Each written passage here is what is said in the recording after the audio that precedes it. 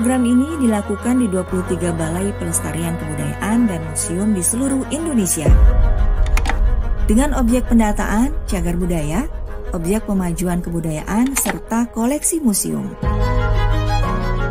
Yang kemudian dikolaborasikan dengan program magang dan studi independen bersertifikat atau lebih dikenal dengan Kampus Merdeka yang diselenggarakan oleh Direktorat Jenderal Pendidikan Tinggi, Riset dan Teknologi, yang kemudian diimplementasikan melalui program mahasiswa magang bersertifikat kebudayaan.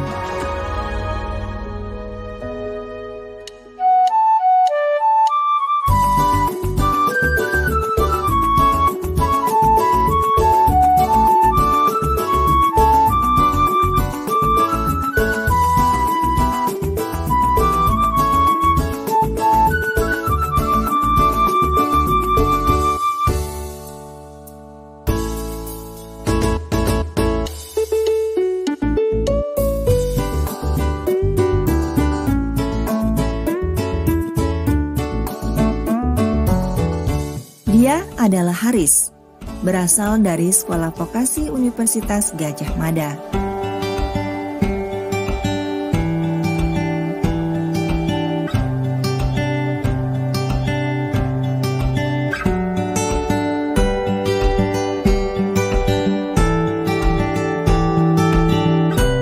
Saat ini, Haris bersama dengan teman-teman yang lain sedang mengikuti program magang bersertifikat kebudayaan atau MBK yang diselenggarakan Direktorat Jenderal Pendidikan Tinggi, Riset dan Teknologi. Tahun ini, Dirjen Kebudayaan menjadi mitra dikti dalam program MBK dengan tema percepatan pendataan cagar budaya, objek pemajuan kebudayaan, dan koleksi museum. Jadi tujuan dari kegiatan MBK sendiri adalah untuk percepatan pendataan kebudayaan di Indonesia yang nantinya akan diinput dalam sistem Dapobud. Berdasarkan amanat dari Undang-Undang Nomor 5 Tahun 2017 bahwa negara harus membuat sistem yang menghimpun semua data kebudayaan secara berjenjang. Maka dibentuklah Dapobud atau data pokok kebudayaan, itu berbentuk aplikasi.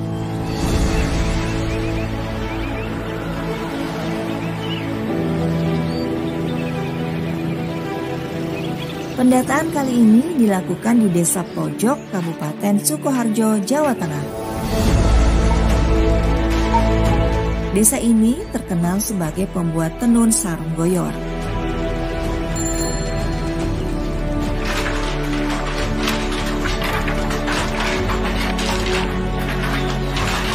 Hampir di setiap rumah warganya memiliki alat tenun, bukan mesin.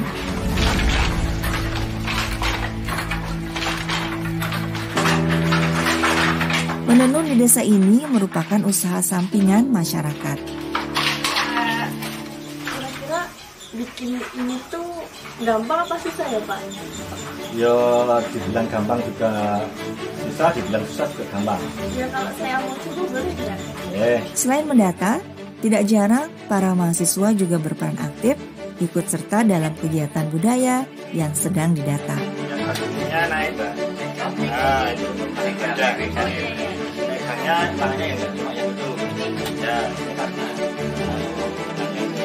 Dalam proses pembuatan sarung goyor membutuhkan proses yang cukup panjang.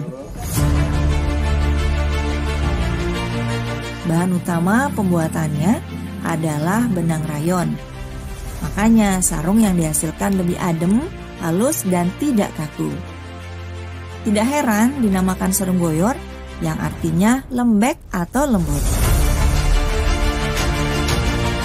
Sarung goyor ini dikenal memiliki beragam corak. Motif yang ditampilkan pada kain ini sebagian besar mencirikan karakter asli Indonesia.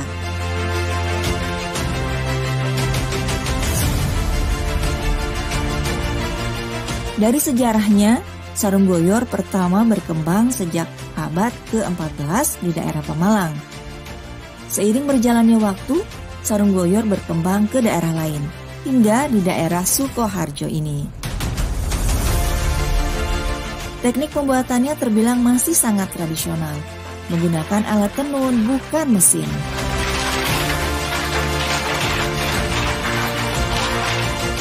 Karena pembuatannya masih otentik dan tradisional, membuat kualitas kain tenun Indonesia ini tetap terjaga dan sangat baik.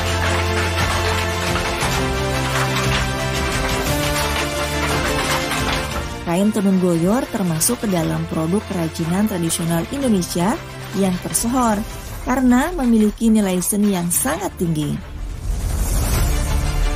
Kenyamanan dan nuansa tradisional inilah yang membuat sarung Goyor dijual cukup mahal dibandingkan dengan jenis sarung lainnya.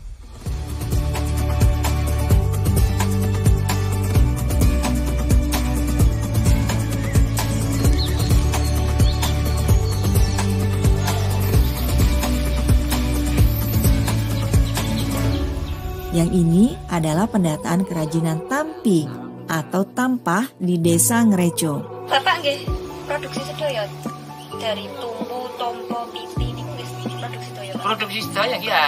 Nggih.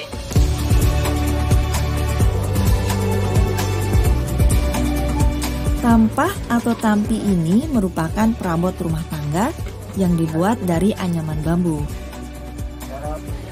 Biasanya berbentuk bulat untuk menampi atau membersihkan beras.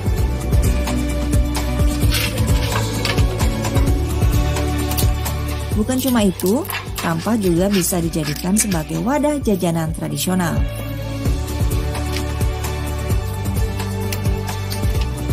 Dalam budaya Jawa, tampah bukan hanya alat dapur tradisional saja, tapi memiliki makna dan filosofi.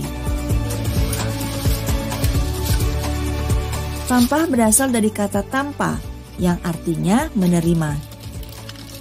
Jadi dimaknai sebagai menerima pemberian yang didapat dalam hidup.